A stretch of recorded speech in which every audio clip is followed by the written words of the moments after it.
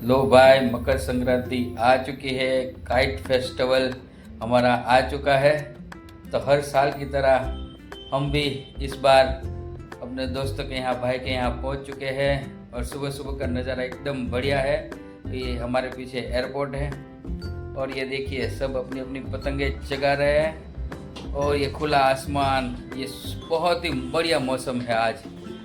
और पुराने कुछ साथी अगर हमारे साथ मिल जाए तो इस त्योहार की क्या बात होती है। तो ये देखिए, ये मेरा पुराना दोस्त और हम साथ में बहुत सालों के बाद हमको फिर से दोबारा साथ पतंग उड़ाने का मौका मिला है। बहुत बहुत ही मज़ा आ गया। बहुत सालों बाद हम यूँ ऐसे मिले हैं।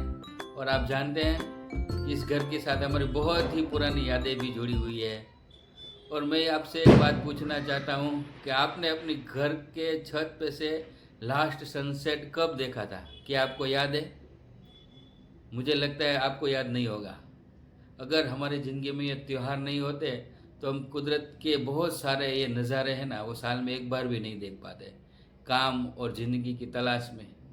तो जब भी मौका मिले तब अपने यार और दोस्तों के साथ एंजॉय कीजिए, खूब मज़े कीजिए। अपने संबंधी, रिश्तेदार सबके साथ एंजॉय करो। जिसके साथ भी आपको मज़ा आता है वहाँ बहुत एंजॉय करिए।